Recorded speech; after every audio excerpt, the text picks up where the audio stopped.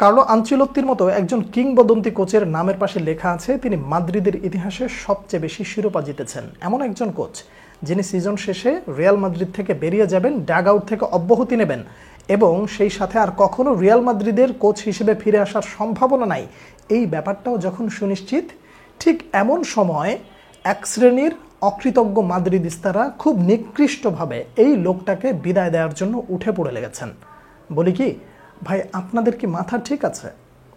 এই মানুষটা আপনার করুণ সময়ে এই দলটার এসে দায়িত্ব নিয়েছিলেন। আপনি কি কার্লো আনচেলত্তির থেকে রিয়াল মাদ্রিদকে বেশি ভালোবাসেন, যে কিনা পেরেজের একটা ডাকে চলে এসেছিলেন সেখানকার চাকরি ছেড়ে দিয়ে আমি মাদ্রিদের দায়িত্ব নিতে প্রস্তুত? তাকে দায়িত্ব দেওয়া হয়েছিল যে আপনি দলটা গোছান, কিন্তু তিনি ওই ভাঙাচোরা দলটাকে নিয়েও চ্যাম্পিয়ন্স লিগ আপনাকে এনে দিল। আর আপনি সেই মানুষটাকে শুধুমাত্র এই সিজনটা খারাপ যাওয়ার কারণে তার উঠে পড়ে লেগেছেন তার পেছনে যে দ্রুত বের হয়ে যাও, তোমাকে আর এখানে দেখতে চাই না। কার্লো আনচেলত্তির পোস্ট সোশ্যাল মিডিয়া যখনই হয় তখন মানুষ একেবারে এমন এমন কটু শব্দ ব্যবহার করছে সেখানে, যা সত্যিকার অর্থে দেখার মতো না। লুইস ফিগোর মতন মানুষ, তিনিও বিরক্ত হয়েছেন, অবাক হয়েছেন। তিনি বলেন যে কার্লো আনচেলত্তির মতন এমন একজন কোচ যে মাদ্রিদকে এত কিছু দেওয়ার পর তিনি সমালোচিত হবেন, এটা মেনে নেওয়া যায়? এই যে সকল অকৃতজ্ঞ মানুষেরা কার্লো আনচেলত্তিকে খুব জঘন্যভাবে বিদায়ের অপেক্ষা করছেন, কিংবা তাকে এই মুহূর্তে বের করে দিতে পারলে আপনারা বাঁচেন, অথবা তাকে আপনারা সহ্য করতে পারছেন না বলে ফেলছেন কার্লো আনচেলত্তি রিয়াল মাদ্রিদকে শেষ করে ফেলেছে, যারা এই ধরনের অকৃতজ্ঞের মতন কথা বলছেন কিংবা চিন্তা করছেন, তাদের কাছে কয়েকটা প্রশ্ন। সিজনের শুরুতে ন্যাচো এবং হোসেলু যখন চলে যায়, কার্লো আনচেলত্তিকে তাদের ব্যাকআপ হিসেবে কোনো প্লেয়ার দেওয়া হইল না। টনি ক্রুস চলে গেল, তখনও তাকে কোনো প্লেয়ার দেওয়া হইল না। মদ্রিচের বয়স হয়ে গেল কত, এত বয়স হয়ে যাওয়ার পরও মদ্রিচের মতন একজন প্লেয়ারের যোগ্য রিপ্লেসমেন্ট কার্লো আনচেলত্তিকে দেয়া হইল না। তাহলে এই মানুষটা আসলে যাবে কোথায়? এখানেই কি শেষ? না, এখানেই শেষ না।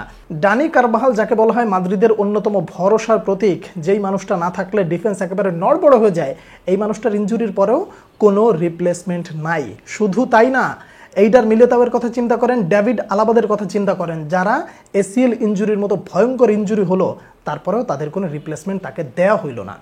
এত নাইয়ের মধ্যে থেকেও কার্লো আনচেলত্তি পুরো সিজনটাকে চুপ করে থেকে রিয়াল মাদ্রিদকে সামনে এগিয়ে নিয়ে যাওয়ার জন্য চেষ্টা করেছে। এই সিজনটা রিয়াল মাদ্রিদ খারাপ করার পেছনে শুধুই কি কার্লো আনচেলত্তি কি দায়ী? শুধু আপনারা যারা কার্লো আনচেলত্তিকে দায়ী করেন, আপনারা কি কখনো এই প্রশ্নটা করেছেন যে কেন ফ্লোরেন্তিনো পেরেজ যোগ্য প্লেয়ার আনলো না, কিংবা তার পছন্দ মতন প্লেয়ারকে আইনে দিল না? একজন কোচ যদি তার পছন্দ মতো প্লেয়ার না পায়, তাহলে সেই কোচ কিভাবে সামনের দিকে এগিয়ে যেতে পারে? আপনারা কি ওই ইতিহাস ভুলে গেছেন? জিনেদিন জিদান যখন ফ্লোরেন্তিনো পেরেজের মুখের উপরে বলেছিল আমি আর এখানে থাকতে চাই না, আমাকে ছেড়ে দেন, আমি চলে যেতে চাই, অভিমান নিয়ে যখন জিনেদিন জিদান চলে গিয়েছিল রিয়াল মাদ্রিদ থেকে, কেন গিয়েছিল মনে আছে? তাকে তার যোগ্য বা পছন্দ মতো প্লেয়ার দেওয়া হয়নি বিধায় সে জেনেছিল যে যে কোনো মুহূর্তে আমার করুণ পরিস্থিতি আসতে পারে, আমাকে এর থেকে জঘন্য বিদায় হইতে পারে, যে কারণে সম্মানের সাথে বিদায় নেওয়া ভালো। কার্লো আনচেলত্তি তো সেটা করেন নাই। কার্লো আনচেলত্তি রিয়াল মাদ্রিদের এমন একজন প্রেমিক যে শুধু বলেছে আমাকে যা দেন তাই, যা আছে ওইটা নিয়েই আমি চেষ্টা করব এবং আমি এই দলকে সর্বোচ্চ পর্যায়ে রাখার জন্য আপ্রাণ চেষ্টা করব। কার্লো আনচেলত্তি কি এটা ভুল কিছু করেছিলেন? আচ্ছা বলেন তো, সিজনের শুরুতে এতগুলো প্লেয়ার না থাকা, তাদের রিপ্লেসমেন্ট না থাকা, ইনজুরিতে পড়ে যাওয়া, সে যদি ওই জায়গাটায় চাকরি ছেড়ে দিয়ে গত বছর ব্রাজিলের যদি দায়িত্ব নিয়ে নিত, তাহলে এই বছরটা কে চালাইতো রিয়াল মাদ্রিদকে? এই বছরটা রিয়াল মাদ্রিদ কোন লেভেলের ধাক্কাটা খাইতো? চিন্তা করে দেখেছেন? কার্লো আনচেলত্তির উচিত ছিল গত বছর চ্যাম্পিয়ন্স লিগটা শেষ হয়ে যাওয়ার পর তারা রিয়াল মাদ্রিদ ছেড়ে চলে যাওয়া। তখন আপনারা হাই হাই করতেন যে হাই হাই চলে গেল চলে গেল। তো এখন যখন এই সিজনে আপনাদেরকে দিতে পারে নাই, তখন অকৃতজ্ঞের মতন লাফালাফি শুরু করে দিয়েছেন, কথাবার্তা বলছেন যে এই মুহূর্তে বিদায় নিতে পারলে ভালো হয়। আপনাদের এই ধরনের শব্দ বিনিময়টা আমিও খুব বেশি একটা অবাক হই না। তার কারণ হলো বার্সেলোনার কাছে বারবার হিউমিলিয়েট হওয়া, তারপরে তাদের কাছে এরকম জঘন্যভাবে হেরে যাওয়ার পর কার্লো আনচেলত্তির ট্যাকটিক্স বলেন কিংবা গেম প্ল্যান নিয়ে আপনাদের ভেতরে অনেক কথা হইতে পারে, হচ্ছে, এবং সেটা নিয়ে আপনারা মন খারাপ। কিন্তু একটা মানুষের প্রতি এত অন্যায় তো আসলে করা যায় না। এত কটু শব্দ যখন আপনারা কার্লো আনচেলত্তিকে করেন, তখন বলতে হয় আপনাদের জন্য উচিত ছিল কার্লো আনচেলত্তি জাভি হার্নান্দেজের মতো রিয়াল মাদ্রিদকে যেন ইউরোপা লিগে নিয়ে যায়, সেখানে মোটামুটি এক সিজন ঘুরে আসতেন, লজ্জা পেয়ে যেতেন, তারপরে আপনারা মোটামুটি ভালো হয়ে যেতেন। যে না, যোগ্য প্লেয়ার না হইলে অন্তত পক্ষে যে একটা দল তার নিজের জায়গায় পৌঁছাইতে পারে না, সেরা অবস্থানে যাইতে পারে না, এটা ম্যানেজমেন্টও যেমন শিক্ষা পাইতো, আপনাদের মতন এই অকৃতজ্ঞ যারা কার্লো আনচেলত্তির খুব বাজেভাবে বিদায় প্রত্যাশা করছেন এবং এই মুহূর্তে বের করে দিতে পারলে বাঁচেন, আপনারাও ভালো হয়ে যাইতেন। ম্যানেজমেন্ট আসলে কার্লো আনচেলত্তিকে সাপোর্ট না দেওয়ার কারণে এই বেচারা পড়ে গেছে বিপাকে, আর সেই সুযোগে আপনারা এই মুহূর্তে যে তাকে কচু কাটা করছেন, এত অকৃতজ্ঞ হওয়াটা বোধহয় ঠিক না।